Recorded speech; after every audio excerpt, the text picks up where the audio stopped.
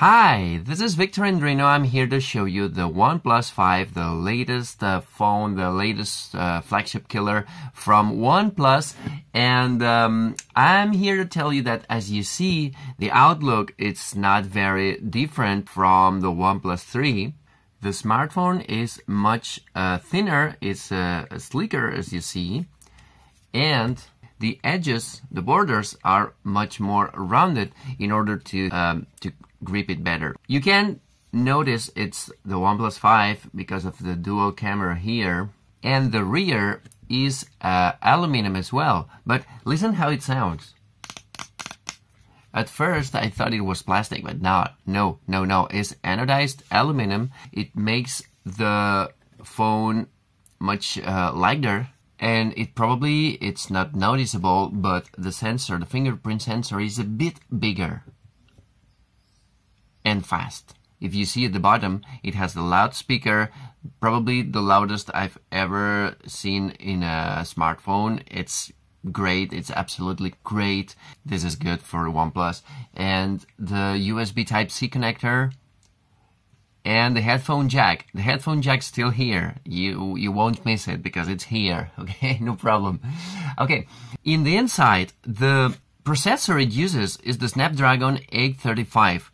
The Qualcomm Snapdragon 835 is the same processor the Samsung Galaxy S8 wears. This is the first one after the Samsung. The Samsung had the exclusivity, and nobody could have the Snapdragon 835 before the Samsung S8. Is a smaller processor, is a 10 nanometer processor, which means that it consumes a 40% less battery.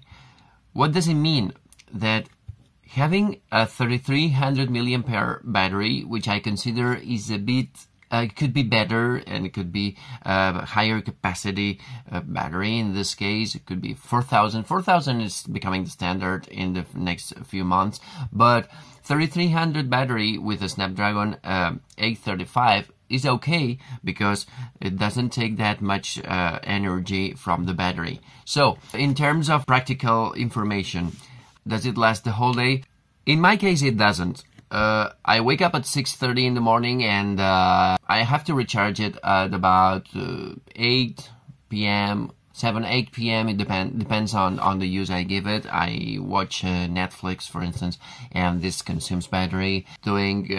Consuming operations, it will not last a whole day. But if you're a normal user, the only thing you do is replying messages and few calls, and average use, it will last a whole day. Could you tell what device has more battery? My MacBook Pro or my OnePlus 5? They have the same. They have 8 GB memory. This is crazy. This is very, very good because it makes the phone go snappy fast. It's fantastic. You will not have any trouble, any issue with any app or whatever. There is something in terms of software that could be improved. Is the scrolling on Instagram, for instance. The scrolling, you see, it's like it goes late.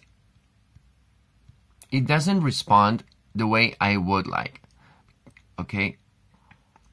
But this is improvable. I don't know if it's an issue by Instagram or Facebook, or it's a matter of the operating system. Oxygen always, by the way, is mounted on Android 7.1.1.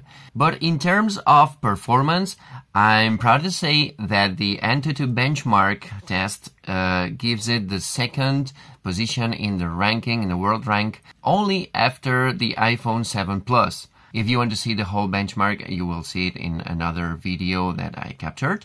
It also has 128 GB storage memory, and it's a very ultra-fast storage memory, so you will love it. The gestures on the lock screen are still there.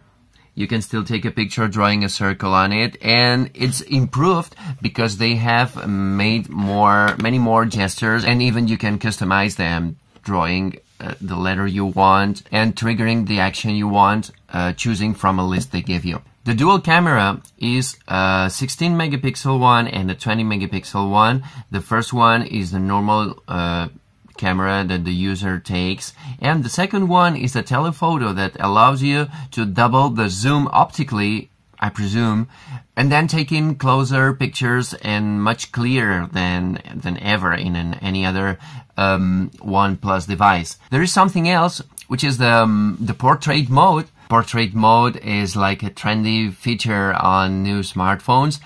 In this case, it blurs the background of the person you're taking a picture of, and it does it well, but it's still improvable. It sometimes blurs the hair of the person or even the ear. Part of the ear is blurred, and also there is like an outline around the head of the person. It's like a blurry outline that could be distinguished from the rest of the blurred background. But it's okay, because when you then snapshot the picture and you just touch it and retouch it and you just improve it with third-party apps, it gives very nice results. The photos in the dark have still a lot to improve, as when someone is slightly moving in a situation where there's low light, the image is still not that clear as I want it to, so it probably could improve the shutter speed or do something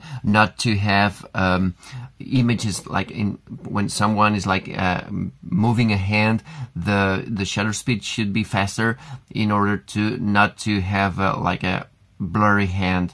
Okay. In terms of video recording, as you know, it records in 4K or other resolutions available, but the display is still full HD. Okay, it's full HD, but the colors are very vivid, and it's AMOLED, and it's very good, but it's still full HD. Probably in next devices this will be improved, but it's okay. Probably full HD is okay for a 5.5 inch display. It has an improved microphone. Probably one of the complaints of the OnePlus users so far was that the microphone didn't have the quality necessary for a flagship killer like this one.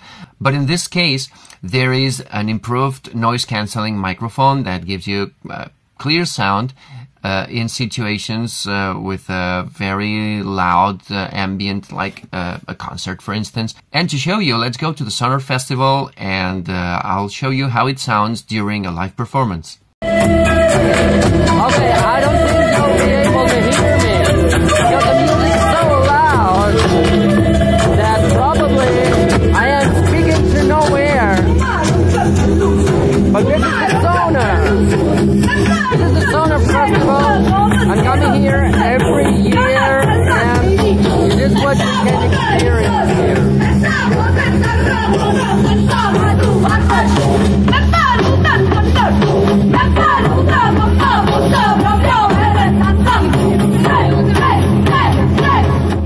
You see, the sounds improve. I forgot to tell you before that there are two options in this OnePlus 5. You can choose the 64 gigabyte memory one or the 128 OnePlus 5.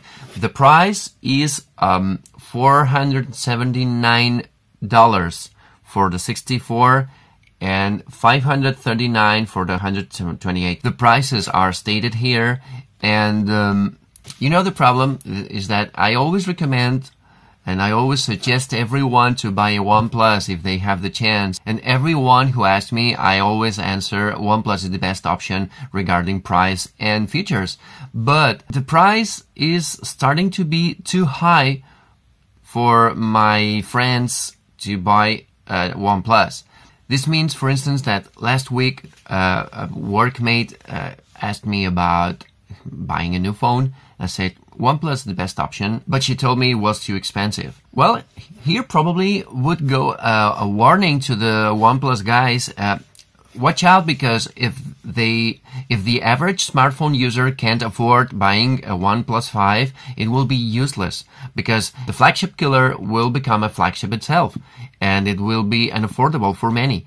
So the $500 or the 500 euros price should be the limit for next devices. And you know what? Someone asked me if the OnePlus 5 was waterproof, like the other flagship phones, and I said, I'm afraid not. But anyway, in conclusion, it's still regarding relation between price and features and performance, it's still one step ahead compared to the rest of the smartphones with this price. So the OnePlus 5 is still the smartphone to buy if you can't afford the Samsung Galaxy S8 or the iPhone 8. And if you find this video useful, please hit like or even better subscribe. Thank you very much.